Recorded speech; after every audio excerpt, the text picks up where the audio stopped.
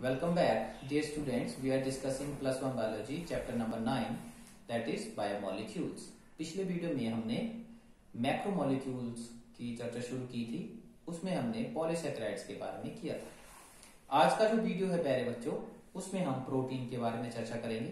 Protein शब्द आपने सुना होगा बहुत बार, हमारे दैनिक जीवन से रिलेटेड है। बहुत प्रकार की प्रोटीन जो है हम खाते हैं in the form of diet. तो proteins are linear chains of amino acids which are linked by peptide bonds. Amino acid के पॉलीमर्स होते हैं और they are amino acids are linked by peptide bond. इसकी चर्चा हमने पिछले वीडियो में की थी विस्तार पूर्वक। 20 amino acids are generally found in natural proteins. Berzelius coined the term protein. Protein Greek शब्द से लिया गया है ये बच्चों। प्रोट्यूस का मतलब होता है first place, which means first place. First place इसलिए because they play a very significant role in the structure and metabolism of the cell. Protein प्यारे बच्चों एक ऐसा कंपाउंड है जो बहुत ही वाइटल रोल अदा करता है किसी भी लिविंग ऑर्गेनिज्म की बॉडी में, इसलिए इसको प्रोटियोज बोला गया है, फर्स्ट प्लेस पे रखा गया है इसको। Chemically they are formed of carbon, hydrogen, oxygen, nitrogen and in many cases sulphur, ये इनमें एलिमेंट्स पाए जाते हैं। Some proteins form complexes with other substances having elements like phosphorus, iron, zinc, copper. कुछ प्रोटीन जो है वो दूसरे सब्सटेंसेस से कॉम्प्लेक्स की फॉर्मेशन करते हैं। Now first of all coming to properties of proteins. Number, every organism contains several thousand types of proteins. बहुत ही प्रकार के प्रोटीन पाए जाते हैं। ए बैक्टीरिया सेल में have 1000 to 2000 types of protein and over 10,000 types of proteins are found in human body। अब इस वैरायटी का क्या राज है, इसके पीछे क्या रीजन है, ये अभी हम देखेंगे। The large variety of this protein is possible due to variation in the length of polypeptide chain। अब 20 प्रकार के अमाइनो एसिड्स होते हैं। 20 प्रकार के अमाइनो एसिड्स जो है इनकी जो लेंथ के आधार पर हम देखें तो दो अमाइनो एसिड की प्रोटीन भी हो सकती है। से फॉर एग्जांपल 4 की भी हो सकती है, 10 की भी हो सकती है, 15 की भी हो सकती है, और रेपिटेशन के बाद हो सकता है 50 की हो, 100 की हो, ऐसे 1000 की भी हो सकती है। तो इस प्रकार से जो लेंथ है पॉलीपेप्टाइड की उसमें चेंज के वेरिएशन के कारण पहला रीजन ये है। दूसरा, number and types of polypeptide in A protein. किसी भी प्रोटीन में कितने नंबर हैं और कितने टाइप के पॉलीपेप्टाइड्स। तीसरा है possibility of innumerable arrangement of amino acids in a polypeptide chain. For example polypeptide with only 50 amino acids. 50 amino acid का पॉलीपेप्टाइड है, उसमें कितने वेरिएशन हो सकती हैं, कितने उसमें वेरिएंट आ सकते हैं। Can have 20 raised to the power 50 different types of sequences। तो you can imagine how many types of protein can be form. तो इस प्रकार से ये जो 3 रीजन है इसके कारण बहुत प्रकार के प्रोटीन पाए जाते हैं। Next is molecular weight. They have high molecular weights. The minimum weight of the protein is that of adrenocorticotropic hormone है ये, इसका होता है 45 डाल्टन। तो ये मिनिमम है, मिनिमम की बात करें तो मैक्सिमम तो बहुत ज्यादा लैक्स में होते हैं। Solubility, due to large size of their molecules proteins form colloidal solutions and they do not diffuse through the cell membranes. Cell membrane में से वो डिफ्यूज नहीं कर पाते क्योंकि साइज उनका बड़ा होता है। एम्फोटेरिक नेचर होती है, ये हमने अमाइनो एसिड में भी देखा था। Because of the presence of both acidic and basic group, they are amphoteric in nature. The amino group is basic and can combine with acids, while carboxylic group is acidic and combined with base। So because of having both the groups, the proteins are very important buffers in the cell। So they act as buffers। Buffer means ऐसे substances which maintains the pH at a constant level। Reactivity, due to the presence of different reactive groups on the side chain of their amino acids, the proteins may bind to a variety of inorganic ions, chemical groups and organic molecules। तो जो side chain है उसके कारण अलग अलग side chains होती हैं amino acid में, उसके कारण इनकी रिएक्टिविटी बहुत होती है। Permeation, proteins can not pass through cell membrane. Cell में से क्रॉस मेम्ब्रेन में से जो क्रॉस नहीं हो सकती हैं क्योंकि इनका साइज बहुत बड़ा होता है। They enter or leave the cells either by endocytosis or by exocytosis. तो एंडोसाइटोसिस और exocytosis, endo means inward, exo means outward. तो नॉर्मली वैसे तो ये ऐसा बहुत कम देखने में आता है क्योंकि नॉर्मली सेल की जो प्रोटीन रिक्वायरमेंट होती है सेल उसको अपने रिक्वायरमेंट के हिसाब से खुद सिंथेसाइज करता है। तो normally each cell prepares its own protein by polymerisation of amino acids. Next is denaturation. क्या होता है प्यारे बच्चों, जब भी किसी प्रोटीन को हम हीट करते हैं तो हाई टेम्परेचर के ऊपर जो अमाइनो एसिड्स या उनकी जो बॉन्ड है जो अमाइनो एसिड को स्टेबल करते हैं पॉलीपेप्टाइड को, वो टूट जाते हैं, जिससे उसकी जो स्ट्रक्चर है वो डिस्टर्ब हो जाती है। इसको बोलते हैं denaturation. The loss of tertiary structure of protein और active form of protein molecule due to extreme changes in temperature और pH is known as denaturation.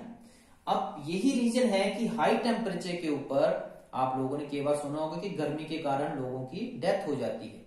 तो उसमें यही कारण है बच्चों, जब टेम्परेचर इट एक्सीड्स बियॉन्ड 45 और इट रीचेस 55 डिग्री, तो इसके बाद 45 डिग्री के बाद जो हमारे प्रोटीन्स होते हैं बॉडी की, किसी भी लिविंग ऑर्गेनिज्म बॉडी की, वो डीनेचुरेशन हो जाती है उनकी। अब प्रोटीन जो है they act as enzymes. Most of the proteins are enzymes in the living system, कुछ एक एक्सेप्शन को छोड़कर, राइबोजाइम को छोड़कर। तो जब प्रोटीन एंजाइम्स काम नहीं करेंगे तो कोई भी रिएक्शन कैटालाइज नहीं होगी, इसलिए जो है ऑर्गेनिज्म की डेथ हो जाती है। Next one, renaturation. हाँ, अगर जो डीनेचुरिंग फैक्टर है अगर उनको हम रिमूव कर दें तो जो प्रोटीन होती है ये अपनी शेप द्वारा एक्वायर कर लेती है। इस प्रोसेस को बोलते हैं renaturation. The phenomenon of acquiring the original structure of the protein on the withdrawal of denaturation factors is known as renaturation. Now coming to the structure of proteins. Proteins have 4 structural levels: primary, secondary, tertiary and quaternary. So coming to the primary structure first, the linear sequence of amino acid units. जो amino acid की linear sequence है, it represents the primary structure. This sequence is determined by sequence of nucleotide triplets in the DNA. DNA में nucleotide की क्या sequence है, उसी के आधार पर अमाइनो एसिड की सीक्वेंस जो है वो उसकी डिटर्मिनेशन की जाती है। ये आप लोग प्लस 2 में पढ़ेंगे डिटेल में। तो ये आप यहाँ देख सकते हैं डायग्राम में, ये बीड लाइक अपीयरेंस है, ये है अमाइनो एसिड्स है। तो प्राइमरी स्ट्रक्चर जो है इसको ये इसकी sequence of chain of amino acid को दर्शाती है। Next one, secondary structure. Secondary structure of protein is found by development of new steric relationship amongst the amino acids for protecting their peptide bonds through formation of intrapolypeptide and interpolypeptide hydrogen bonds.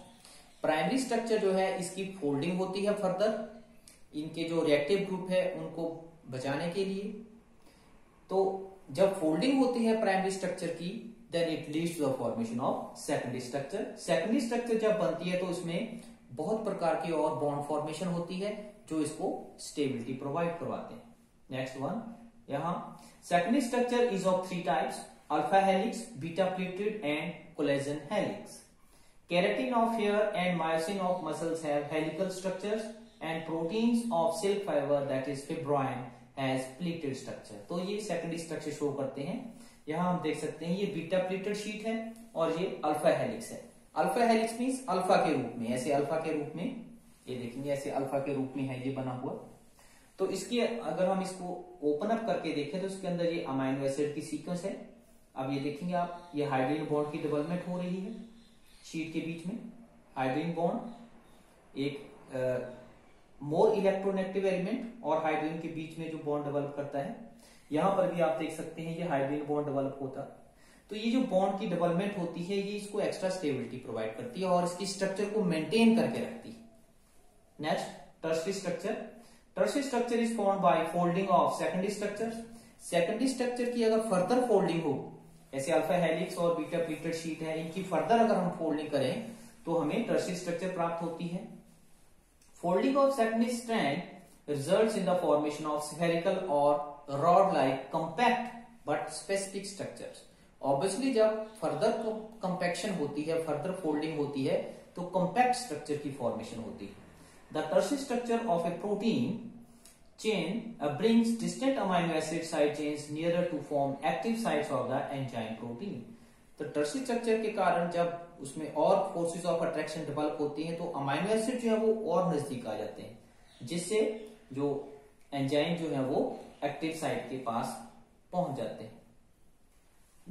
Sorry, amino acid chain come closer to the active site.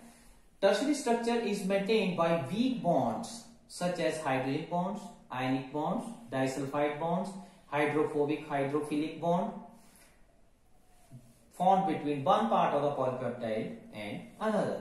अभी diagram में हम देखेंगे। Tertiary structure is found in globular proteins, जो globular proteins है उनमें पाई जाती है। अब यहां पर ये देखेंगे, ये हाइड्रोजन बॉन्ड है, यहां पर हाइड्रोफोबिक इंटरेक्शन है, ये सल्फर सल्फर डाइसल्फाइड ब्रिज है। सल्फर सल्फर डाइसल्फाइड ब्रिज उसी में होता है जिस अमाइनो एसिड में सल्फर होती है, जैसे सिस्टीन और मिथुनिन के बीच में ही ये डाइसल्फाइड ब्रिज डेवलप होगा। नेक्स्ट थोड़ा सा यहां पर हम देखेंगे ये आयनिक बॉन्ड की फॉर्मेशन हो रही है, ऑपोजिटली चार्ज आयन के बीच में जो बॉन्ड फॉर्मेशन होती है। तो इस प्रकार के जो बॉन्ड होते हैं ये टर्शियरी स्ट्रक्चर को स्टेबिलिटी प्रोवाइड करते हैं। Next last one is quaternary structure. It is the fourth और last level of protein organisation and is found in multimeric forms. Multi means many, meric means form, जो ऐसे protein जो एक से अधिक पॉलीपेप्टाइड से मिलकर बने होते हैं, जैसे हीमोग्लोबिन है। Multimeric proteins are formed of 2 और more polypeptide chains. Quaternary structure is found in insulin, hemoglobin, etc. Hemoglobin has 4 polypeptides, 4 helical polypeptide chains, 2 alpha chain and 2 beta chains. इसी प्रकार से insulin has 2 polypeptide chains which are linked by sulphur bridges. तो इस प्रकार से ये structure हो गई। Now coming to the classification of protein. जो प्रोटीन है प्यारे बच्चों, इसको अलग अलग क्राइटेरिया के ऊपर क्लासिफाई कर सकते हैं depending upon the shape, function and composition. First of all coming to the protein classification based on shape. On the basis of shape, proteins are of 3 types: fibrous, globular and intermediate. Fibrous का मतलब fiber like. They are thread like elongated proteins which have little or no tertiary structure. Common fibrous protein collagen है, जैसे connective tissue में पाई जाती है, tendon है, cartilage है, bone है, केराटिन है, हमारे बालों में जो है केराटिन प्रोटीन होती है, तो ये भी फिब्रस प्रोटीन है। Next one is globular. They are rounded or oval or oblong in outline, जैसा नाम वैसा काम, globular type. They are non contractile. These include egg albumin, अंडा खाते हैं आप, उसमें जो व्हाइट पोर्शन होता है that is egg albumin. Haemoglobin, glutens of wheat and rice, rice और व्हीट में जो ग्लूटिन्स प्रोटीन है that is also globular in nature. Most of the enzymes and many hormones they are also globular. Next one is intermediate. ऐसी structure है, they are neither fibrous nor globular but of intermediate form, जैसे fibrinogen है which is found at the time of blood clotting. Now protein classification based on function. Function के आधार पर enzymatic and non enzymatic. अगर तो enzyme का काम कर रही है प्रोटीन तो उसको हम बोलेंगे एंजाइमेटिक। अगर एंजाइम के अलावा कोई अन्य कार्य करती है तो उसको बोलेंगे non enzymatic proteins. Now all the enzymes except few, ribozyme को छोड़कर बाकी जितने भी एंजाइम्स हैं 99.9% बोल सकते हैं आप, they are protein in nature. Enzymatic proteins are globular in nature, अभी हमने देखा ऊपर, for example pepsin, trypsin etcetera, ये एंजाइम है जो हमारे स्टोमक में होते हैं। नॉन एंजाइमेटिक ये बहुत प्रकार की होती है, जैसे स्टोरेज है, केजिन मिल्क में होती है, एल्ब्यूमिन एग में, ट्रांसपोर्ट है, हीमोग्लोबिन ट्रांसपोर्ट का काम करती है, ऑक्सीजन को ट्रांसफर करती है, स्ट्रक्चरल केराटिन है, कंट्रैक्टाइल है, एक्टिन और मायोसिन हमारे मसल्स में होती है, मसल कंट्रैक्शन में बहुत महत्वपूर्ण भूमिका निभाती है जी।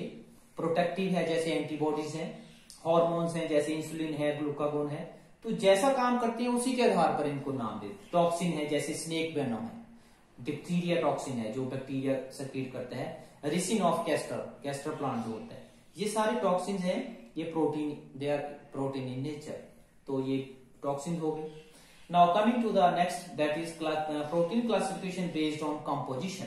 On the basis of composition of protein 3 प्रकार की है, simple, conjugated and derived. Simple protein का मतलब ऐसी प्रोटीन है जिसमें केवल अमाइनो एसिड्स, दैट्स ऑल, और कुछ नहीं है, जैसे एल्ब्यूमिन और ग्लोबुलिन। कंजुगेटेड प्रोटीन ऐसे प्रोटीन है जिसमें अमाइनो एसिड के अलावा कुछ एडिशनल ग्रुप लगे होते हैं, जैसे मेटल हैं, आयंस हैं एक्सेट्रा। न्यूक्लियोप्रोटीन और ग्लाइकोप्रोटीन इसके उदाहरण हैं। Next one is derived proteins. They are found from proteins generally as intermediates of their breakdown. जैसे हम देखते हैं जब डाइजेशन होता है तो जो प्रोटीन्स हैं वो पहले पेप्टोन्स में टूटते हैं फिर पेप्टाइड्स में। तो जो पेप्टोन्स और पेप्टाइड्स हैं they are derived proteins. Next is function of protein. Protein के तो बहुत ही ज्यादा फंक्शन है, अनगिनत फंक्शन है इसके, लेकिन जो मुख्यतः है वो हम यहां करेंगे। Protein form the colloidal complex of the protoplasm and is its organelle. जितना भी प्रोटोप्लाज्म का कोलॉइडल कॉम्प्लेक्स है that is formed by protein. Keratin, protein हमारे कंपोनेंट है, एक्सटर्नल प्रोटेक्टिव स्ट्रक्चर्स होती हैं, जितने भी नेल्स होते हैं, हेयर है extra. Actin and myosin constitute the contractile system of muscles. Some hormones are formed of protein, insulin, glucagon है इसमें। Some proteins help in blood clotting जैसे प्रोथ्रोम्बिन है और फिब्रिनोजन है। All the enzymes except few are proteinaceous in nature. तो जितनी भी reactions होती हैं हमारी बॉडी में बच्चों, कोई भी ऐसी रिएक्शन नहीं है जिसको एंजाइम कैटालाइज ना करते हो। बिना एंजाइम की कोई भी रिएक्शन नहीं होती। तो यू कैन इमेजिन कि हमारी बॉडी में कितनी सारी रिएक्शंस होती हैं। लिविंग ऑर्गेनिज्म, हमारा का मतलब लिविंग ऑर्गेनिज्म की बॉडी में thousands of reactions are being carried out. So these all are catalyzed by enzymes. Protein form the part of the visual pigments। जो हमारी आंखों में रॉड और कोन सेल्स होते हैं उनमें रोडोप्सिन और आइडोप्सिन पिगमेंट्स होती हैं, उनका प्रोटीन जो है एक पार्ट है। हीमोग्लोबिन प्रोटीन है जो हमारी बॉडी में ऑक्सीजन का ट्रांसपोर्ट करती है। प्रोटीन फंक्शंस एज बफर, जैसे अभी हमने देखा, they help in maintaining the constant pH in the body. तो आज की वीडियो में इतना ही प्यारे बच्चों। अगर आपको मेरा वीडियो यूजफुल लगा हो तो इसको शेयर करें, कमेंट करें, लाइक करें और मेरे चैनल को सब्सक्राइब करें ताकि आपको इसी प्रकार की वीडियो मिलते रहें। और to get latest updates regarding my videos, don't forget to press bell icon. Thank you very much.